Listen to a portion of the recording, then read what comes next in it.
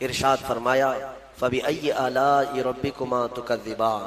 اس میں مخاطب جو ہیں دو لوگ ہیں، جنات بھی ہیں اور انسان بھی ہیں، دونوں کو خطاب کیا جا رہا ہے کہ اے جنات اور اے انسانوں، تم اپنے رب کی کون کون سی نعمتوں کو جھٹلاؤ گے۔ اس آیت کو 30 سے زیادہ مرتبہ دہرایا گیا سورہ رحمان میں۔ میرے عزیزو، میرے آقا صلی اللہ تعالیٰ علیہ وسلم ارشاد فرماتے ہیں اپنے صحابہ سے کہ میں نے یہ سورہ جنات کے سامنے تلاوت کی تو وہ سن کر کے تم سے بہتر جواب دیتے تھے، یعنی رو پڑتے تھے، اور ہر آیت پر یہ کہتے کہ اے اللہ ہم تیری کسی نعمت کو نہیں جھٹلاتے، ناشکری نہیں کرتے۔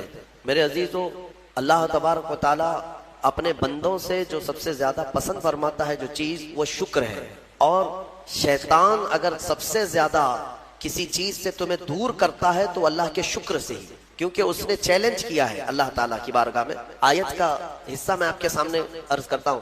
اللہ تبارک و تعالیٰ سے اس نے کہا لَأَقْعُدَنَّ لَهُمْ صِرَاطَكَ الْمُسْتَقِيمَ ثُمَّ لَآتِيَنَّهُمْ مِنْ بَيْنِ أَيْدِيهِمْ وَمِنْ خَلْفِهِمْ وَعَنْ أَيْمَانِهِمْ وَعَنْ شَمَائِلِهِمْ وَلَا تَجِدُ أَكْثَرَهُمْ شَاكِرِينَ۔ اللہ تعالیٰ سے چیلنج کرتے ہوئے کہتا ہے شیطان کہ مولا تیرے راستے پر میں بیٹھ جاؤں گا، سیدھے راستے پر، جو بھی اس پر چلے گا سیدھے راستے پر، میں کبھی اس کے دائیں جانب سے، کبھی بائیں، کبھی سامنے سے، کبھی پیچھے سے آ کر اسے ایسا ورغلاؤں گا کہ اے رب تو اپنے بندوں میں شکر کرنے والے نہیں پائے گا۔ شیطان بھی کس چیز کی وہ کر رہا ہے چیلنج میں؟ شکر کرنے والے نہیں پائے گا مولا تو۔ اور اللہ نے قرآن میں فرمایا وَقَلِيلٌ مِّنْ عِبَادِيَ الشَّكُورُ، میرے بندوں میں شکر کرنے والے بہت کم ہیں، بہت کم ہیں۔ اب جب رحمان فرما رہا ہے تو پھر یہ جو انسانوں کی تعداد ہے، کوانٹیٹی ہے، اس میں اگر پرسنٹیج نکالا جائے تو وہ انگلیوں میں گنے جاتے ہیں جو شکر کرنے والے لوگ۔ شکر اس کی اللہ تبارک و تعالیٰ نے فرمایا تم اگر شکر کرو گے لَإِن شَكَرْتُمْ لَأَزِيدَنَّكُمْ، میں زیادہ دوں گا، وَلَإِن كَفَرْتُمْ إِنَّ عَذَابِي لَشَدِيدٌ، اور اگر تم ناشکری کرتے ہو میری نعمتوں کی تو پھر سمجھ لو کہ میرا عذاب بہت ہی سخت ہے۔ اللہ عز و جل اس چیز کو سخت ناپسند کرتا ہے کہ اس کی نعمتوں کا کوئی ناشکری کرے۔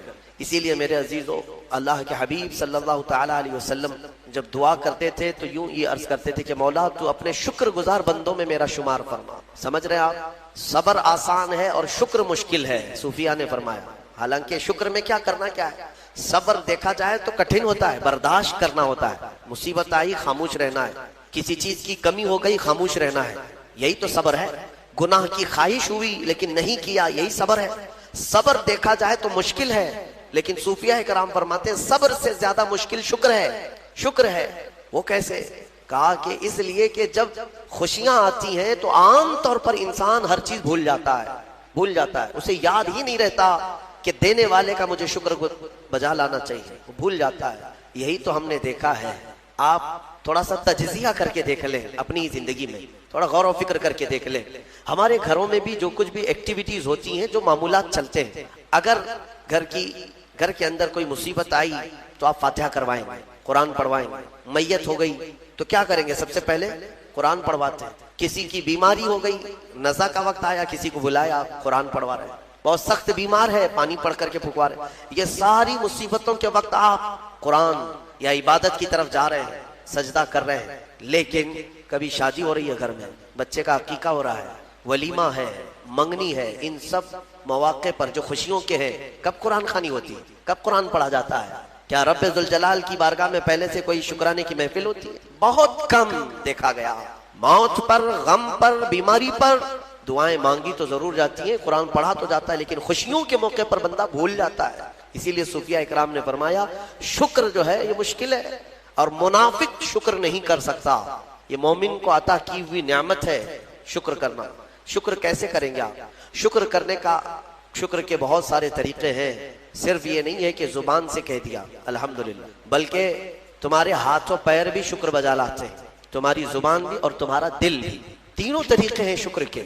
کسی کی زبان چلتی ہی نہیں تو کیا وہ شکر گزار نہیں ہے؟ لیکن اگر اللہ رب العزت کے حوالے اپنے آپ کو کر دیا، دل سے وہ کہتا ہے کہ مولا میرا کچھ نہیں، سب تیرا ہے، وہ دل سے کہہ رہا ہے، اس کے دل کا شکر ہے۔ وہ ہاتھ اور پیر اگر عبادت کے لیے اٹھاتا ہے تو یہ ہاتھوں اور پیروں کی طرف سے اللہ کا شکر ہے، اور پھر زبان سے اگر کہتا ہے تو یہ زبان کا شکر ہے۔ الحمدللہ۔ اور میرے عزیزوں، اللہ تبارک و تعالیٰ کو شکر ہی پسند ہے، اور شکر کا جو سب سے بہترین لفظ ہے وہ کیا ہے؟ شکر کرنے کا اللہ کا سب سے بہترین لفظ کیا ہے؟ الحمدللہ یہی ہے نا.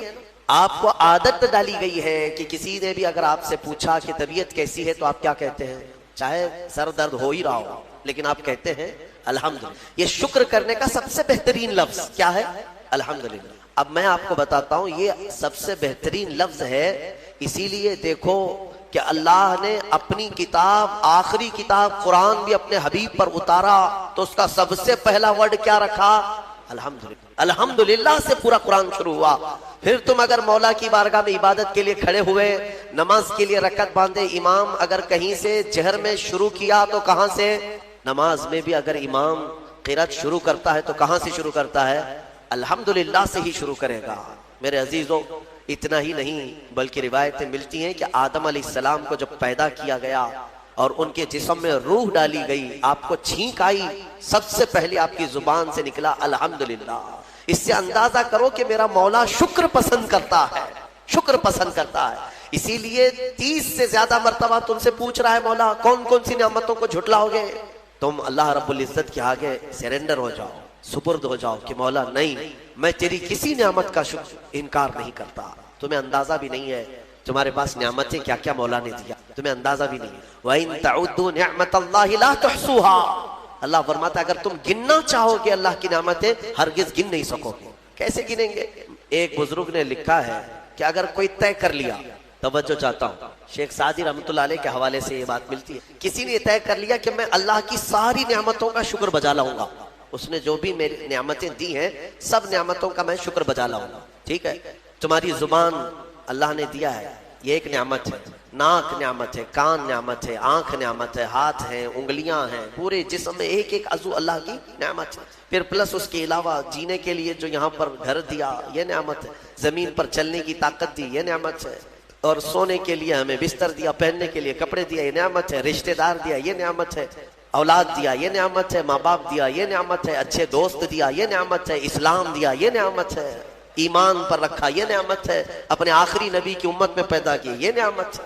یہ ہزاروں نعمتیں ہیں. لیکن اگر تم چلو طے کر لیتے ہو کہ میں اللہ کی ساری نعمتوں کا ایک ہی بات دیگرے شکر بجا لاؤں گا، اے اللہ تو نے مجھے زبان دی الحمدللہ، تو نے مجھے ناک دی الحمدللہ، سب نعمتوں کا شکر کرنے کا اگر کسی نے ارادہ کر لیا تو شیخ سعدی فرماتے ہیں تو پہلے وہ بیٹھ جائے. اس کو اللہ نے جو سانسیں دی ہے نا یہ سب سے بڑی نعمت ہے. ایک سانس اندر جاتی ہے یہ نعمت، سانس باہر نکلتی ہے یہ نعمت. اگر تم نے سانس لے لیا نکلی نہیں باہر تو ختم ہو گئی تمہاری زندگی، اور سانس نکلی اندر لے نہیں پا رہے ہو یہاں پر بھی زندگی ختم. سانس لینا ایک نعمت، سانس باہر چھوڑنا یہ ایک نعمت. شیخ سعدی فرماتے ہیں اور ہر سانس نہیں ہوتی ہے، پرانی سانس نہیں آئے گی، پھر ہر سانس نہیں ہے تو ہر سانس کے بدلے ہی تم اگر الحمدللہ کہتے رہ جاؤ گے تو زندگی گزر جائے گی سانسوں کے شکر پر، باقی نعمتیں ویسی ہی رہ جائے گی. صرف سانسوں کے شکر پر تو زندگی گزر جائے گی.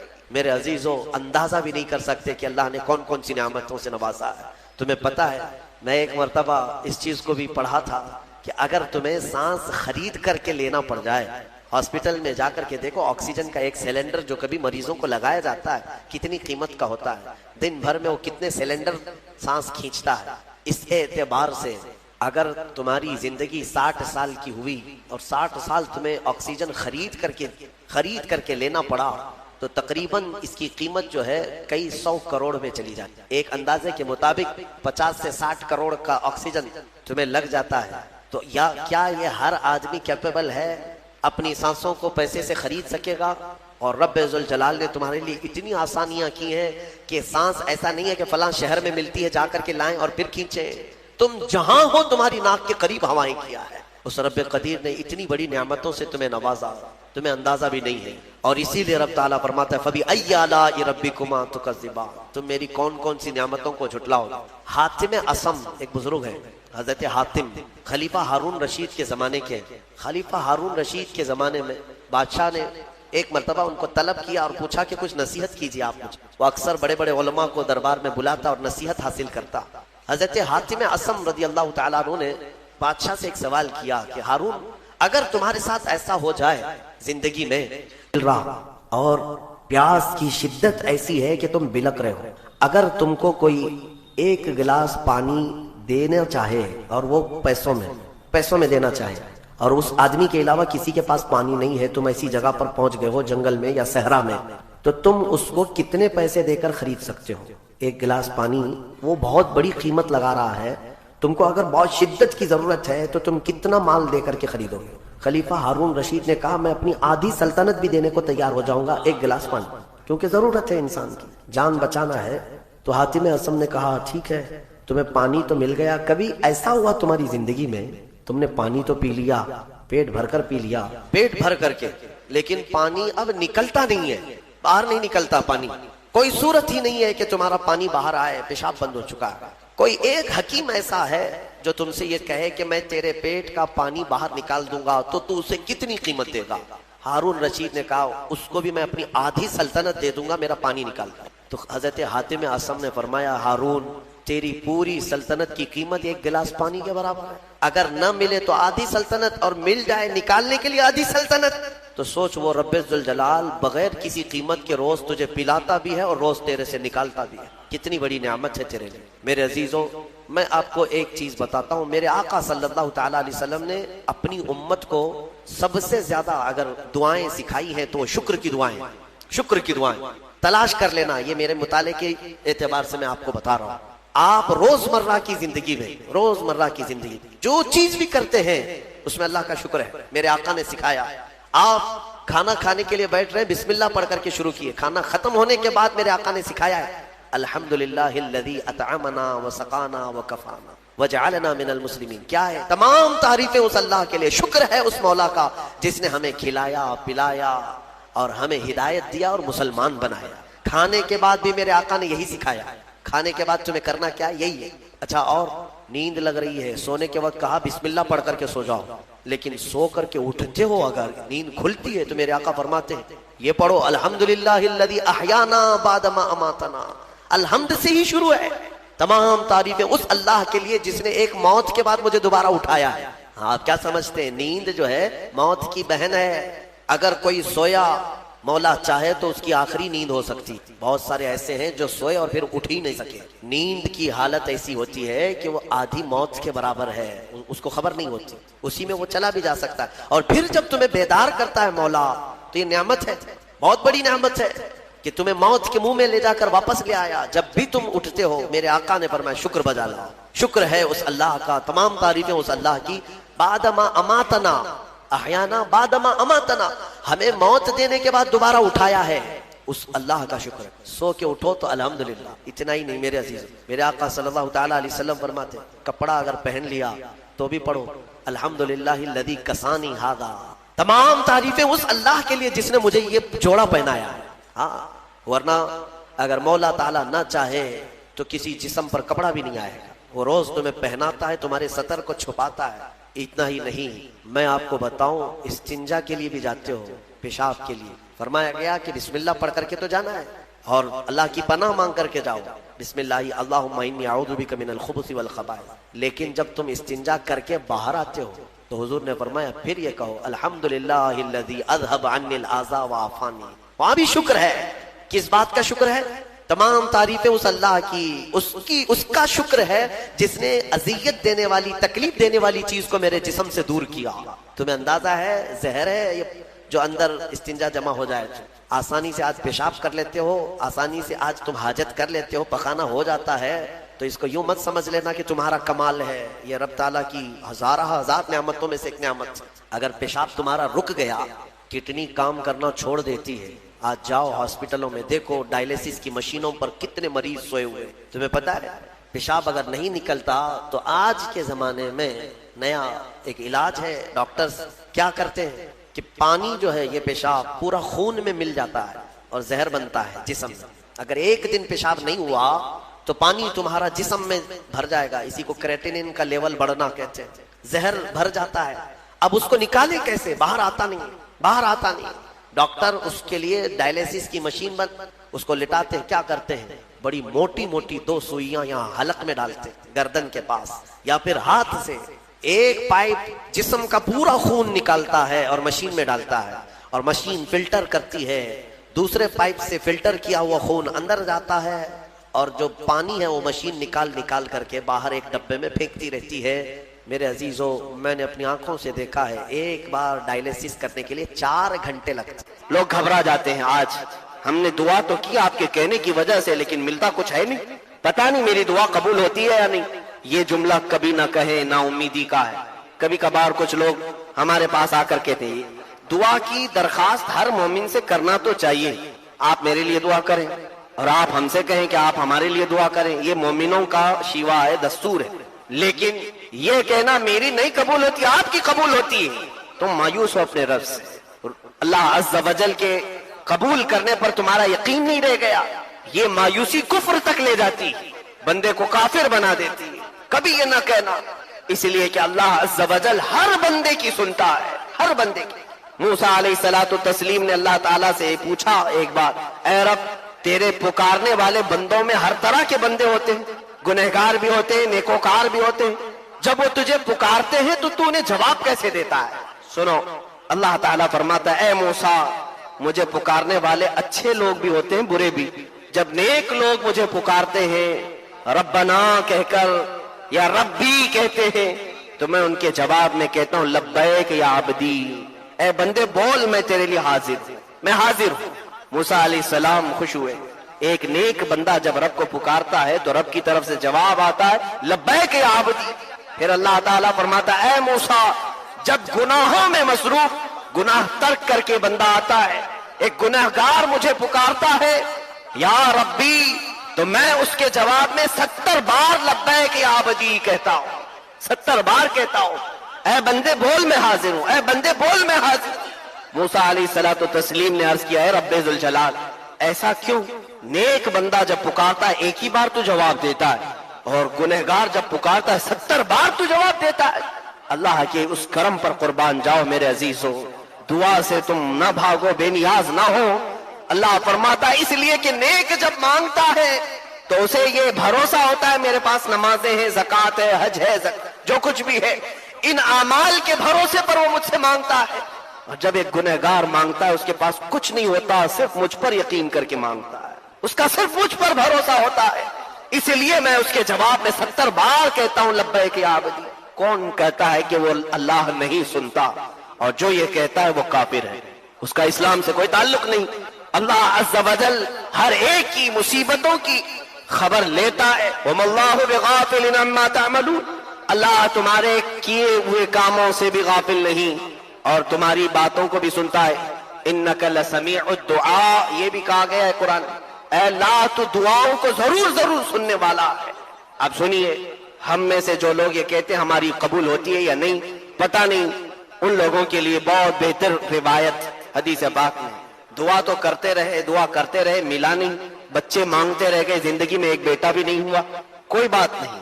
مومن کے لیے کوئی بھی چیز اللہ تعالیٰ نے رائے گاں اور ضائع ہونے والی چیز رکھا ہی نہیں. قیامت کے دن اس بندے کو رب تعالیٰ بلائے گا اور بلا کر نیکیوں کا ایک ڈھیر ہوگا جو پہاڑ کی طرح ہوگا. اللہ تعالیٰ فرمائے گا آج تجھے نیکیوں کی ضرورت ہے؟ کہا ہاں مولا، چند نیکیاں بھی ملے تو میری بخشش ہو جائے گا. اللہ تبارک و تعالیٰ فرشتوں سے حکم فرماتا ہے اسے لے جاؤ اس پہاڑ بھری نیکیوں کی طرف، یہ سب اس کی ہیں. وہ بندے کو فرشتے دکھاتے یہ سب نیکیاں تیری ہیں، پہاڑ کے برابر. کہتا اتنی نیکیاں تو مجھ سے ہوئی نہیں تھیں، یہ کس عوض میں دی جا رہی ہیں مجھے، یہ کس چیز کا انعام ہے؟ اللہ عز و جل فرماتا ہے اے بندے یہ انعام نہیں، دنیا میں تو مجھ سے مانگا کرتا تھا، میں نے دنیا میں تجھے نہیں دیا. تیری وہ ساری دعائیں میں نے آخرت کے لیے سنبھال رکھی تھی، آخرت میں تجھے دینے کے لیے رکھا تھا. اب وہ سب اتنی ہو گئی کہ آج تیری بخشش کا ذریعہ بن گئی. وہ بندہ اس وقت پکار کر کہتا، حدیث میں میرے آقا فرماتے اے رب کائنات کاش تو میری دنیا میں کوئی دعا نہیں قبول کرتا، سب آخرت کے لیے رکھتا، تو آج میں میری نیکیاں اوروں کو بانٹ بھی رہا ہوں. جو گھبراتے مایوس ہو کر دعاؤں کو ترک کر دیتے ہیں، دعا سے کیا ہوتا ہے؟ یاد رکھو دعائیں سنی جاتی ہیں. یہ اور بات ہے کہ کچھ کو یہاں دے دیا جاتا ہے اور کچھ کو آخرت کے لیے رکھ دیا جاتا ہے. اب سنیے، مانگنے والا الگ الگ انداز میں مانگتا ہے، کوئی گڑ گڑا کر، کوئی رو کر، کوئی بے توجہی کے ساتھ، جیسے بھی. کچھ کو بہت جلدی ملا اور کچھ کو برسوں تک نہیں ملا. فرشتے کچھ لوگوں کے مانگنے پر اللہ کی بارگاہ میں سفارش کرتے ہیں. ہم جب دعا کرتے ہیں یہ مت سمجھنا کہ ہماری دعاؤں کی قبولیت کے لیے کوئی اور وسیلہ ملتا ہے کہ نہیں ملتا، بلکہ وہ ملائکہ جو ہماری دعاؤں کو اللہ تک پہنچاتے ہیں، وہ سفارش کرتے ہیں، اے رب وہ بندہ کب سے رو رہا ہے، کب سے تجھ سے مانگ رہا ہے، اسے تو عطا کر دے۔ فرشتے سفارش کرتے ہیں حدیث پاک میں، تب جانتے ہو اللہ تعالیٰ کیا جواب دیتا ہے؟ ارشاد فرماتا ہے، اے فرشتوں میں بہت اچھی طرح سے دیکھ رہا ہوں، بہت دنوں سے وہ روتا ہے اور مانگتا ہے۔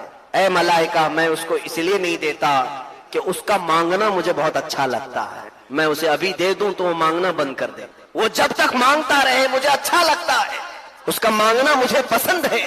بندوں کے مانگنے کو بھی اللہ پسند کرتا ہے، دعائیں بھی رب تعالیٰ کو پسند ہوتی ہیں۔ مانگنے سے اس طرح سے بے نیازی نہ دکھاؤ کہ ہمارے پاس وقت ہی نہیں رہ گیا۔ یہ تعلق باللہ سب سے زیادہ دعا سے حاصل ہوتا ہے۔ اللہ سے جو سب سے بڑا گہرا تعلق قائم کرتے ہیں وہ دعاؤں سے حاصل کرتے ہیں۔ کیا آپ نے تاریخ میں وہ ساری چیزیں نہیں سنی؟ بڑے بڑے گنہگار رہے موسیٰ علیہ السلام کے زمانے میں بھی اللہ تعالیٰ حکم فرمایا تھا کہ اے موسیٰ اگر یہ بندہ تمہارے مجمع میں رہے گا تو عذاب آ جائے گا۔ اس کو موسیٰ علیہ السلام نے نکال دیا، قوم سے نکالا، اور پہاڑ کی ایک چوٹی پر جا کر وہ رونے لگا، سب لوگوں نے اس کا ساتھ چھوڑ دیا۔ اب روتے روتے وہ بھی پکارتا ہے، اے مولا تو نے تو فرمایا مصیبت زدہ لوگوں کی آواز کو تو سنتا ہے، تجھ سے زیادہ کون میری آواز کو سننے والا ہے، اور مجھ سے زیادہ مصیبت میں کون ہے؟ اللہ عز و جل نے فرشتوں کو اس کے بھائی بہن بنا کر یعنی شکلیں دے کر کے بھیجا، اور وہ اس کی تیمارداری کرتے رہے، انتقال بھی ہو گئے۔ تب پھر اللہ نے موسیٰ علیہ السلام کو حکم دیا، اے موسیٰ جاؤ فلاں پہاڑ پر میرے ایک محبوب بندے کا انتقال ہوا، اس کا جنازہ اٹھاؤ۔ آ کر کے دیکھتے موسیٰ علیہ السلام تو یہ وہی تھا جس کو چند دنوں پہلے گناہوں کی وجہ سے شہر سے نکالا گیا تھا۔ رب تعالیٰ سے آپ نے پوچھا کہ یہ محبوب کیسے ہو گیا؟ اللہ نے فرمایا ہے موسیٰ وہ خطا کار سیاکار تھا، لیکن جب وہ گڑ گڑا کر مجھ سے مانگنے لگا تو میں نے اس کے تمام گناہوں کو معاف کر دیا۔ مانگنے کا یہ بھی نتیجہ ہے، یہ بھی رزلٹ ہے۔ ہم اپنی زندگی میں کسی بھی ایسے لمحے کو آنے نہ دیں جس میں یہ احساس ہوتا ہو کہ ہم کو رب کی ضرورت نہیں۔ ہمارے دن رات، ہماری صبح و شام اللہ کے حضور دعا کرتے ہی گزرے، دعا کرتے ہی گزرے۔ آپ کو پتا ہے ہمارے اسلام میں کتنی دعائیں ہماری زندگی میں شامل کر دی گئی؟ سب سے زیادہ اگر یوزفل کوئی ورڈ ہمارے پاس ہے تو السلام علیکم۔ ہم ایک دوسرے سے ملتے بھی ہیں تو کیا کہتے ہیں؟ السلام علیکم۔ یہ دعا ہے۔ ہم اپنے بھائی کے لیے کہتے ہیں اللہ کی سلامتی ہو تجھ پر۔ دعا سے ہمیں دور نہیں رکھا گیا۔ اس کی وجہ یہ ہے کہ بندہ جب تک دعا کرتا رہتا ہے وہ بندہ رہتا ہے، اور جس دن وہ دعا چھوڑ دیا متکبر، غرور اور گھمنڈی خدا بننے کی کوشش کر رہا ہوتا ہے۔ اب اسے کسی چیز کی حاجت نہیں رہ گئی، مانگنا چھوڑ دیا، بے نیاز ہو گیا ہے۔ اس لیے میرے آقا صلی اللہ تعالی علیہ وسلم بھی سارے کمالات ہونے کے باوجود بھی مانگتے ہی رہے، مانگتے ہی رہے، رب ذوالجلال سے مانگتے ہی رہے۔ ہاں ایک بات طے ہے کہ جو اس سے مانگتا رہا اللہ پوری دنیا سے اسے بے نیاز کر کے رکھتا ہے۔ اسی لیے تو ہمیں سورہ فاتحہ میں اس نے کیا سکھایا؟ ایاک نعبد و ایاک نستعین، اے رب ہم تیری ہی عبادت کرتے ہیں اور صرف تجھ سے ہی مانگتے ہیں۔ اور دعا جو بندہ کثرت سے رب ذوالجلال کے حضور کرتا ہے اس کی پوزیشن اللہ ایسی بناتا ہے کہ اس کا ہاتھ پھر کسی کے سامنے نہیں پھیلنے دیتا۔ یہ اور بات ہے کہ پوری کائنات اس سے بھیک مانگتی ہے لیکن وہ کسی سے نہیں مانگتا۔ اولیاء کاملین کی زندگی یہی تو نمونہ ہے۔ سرکار غریب النواز رضی اللہ تعالیٰ عنہ کا آستانہ لاکھوں کا مجمع آج بھی مانگنے کے لیے پہنچتا ہے۔ اس کی وجہ یہ ہے کہ وہ خواجہ ہند اپنی پوری زندگی رب سے مانگتے رہے۔ اللہ نے ان کو کائنات کی اشیاء سے بے نیاز رکھا اور کبھی کسی کے سامنے مانگنے والا نہیں بنایا، مانگنے والا نہیں بنایا۔ آج میرے عزیزوں دعا سے بیزاری اختیار نہ کرو۔ میں ان لوگوں کو تنبیہ کرنا چاہتا ہوں جو بے نیازی دکھاتے ہیں یا اپنے وقت کے کم ہونے کی شکایت کرتے ہیں۔ کیا تمہارے پاس اتنا بھی وقت نہیں رہ گیا دعا کے لیے کہ دو جملے رب ذوالجلال کے حضور کہہ کر کے جائے، اے اللہ میں زندگی بھر تیرا محتاج ہوں اور محتاج ہی رکھ، ہمیشہ تو اپنا محتاج رکھ۔ یہ دعا بھی اتنی کمال کی ہے کہ اللہ کے حضور یہ بھی مت کہنا کہ اللہ مجھے کبھی محتاج نہ بنا، نہیں، محتاج رکھ فقط تیرا، دوسروں کا نہیں۔ اتنا تو کہہ کر کے جا سکتے ہو۔ اور کس کو آج یقین ہے اپنے آخری وقت کا، مرنے کا؟ کس کو آج یقین ہے کہ میں اچھے سے مر کر چلا جاؤں گا؟ किसी को नहीं मालूम, किसी के पास ये गारंटी नहीं है ईमान पर मौत होगी, इस्लाम पर मौत होगी, नेकियों पर वफात आएगी। जब नहीं मालूम तो उससे मांगते रहो, जुड़े रहो। ऐ अल्लाह, आज मैं नेक तो हूं, इबादत तो कर रहा हूं, लेकिन पता नहीं मेरा आखिरी वक्त कैसा आने वाला है। ऐ अल्लाह, तेरे हुजूर में मांगता हूं मेरा आखिरी वक्त सही सलामती से गुजार दे, ईमान की हालत पर उठा ले। कितनी दुआएं हैं, ये सारी दुआएं हमें इस्लाम ने तलकीन की सिर्फ इसलिए कि बंदा बंदा बन करके रहे, रब के साथ जुड़ा रहे। और जो मांगने से कतराते हैं और भागते हैं, उनकी जिंदगी में गुरूर भर जाता है, तकब्बुर भर जाता है, घमंड भर जाता है। और हमने देखा है मस्जिद में मांगने से शर्म आई, अल्लाह ने उन्हें हर एक की जूतियों के सामने झुकने पर मजबूर रखा है।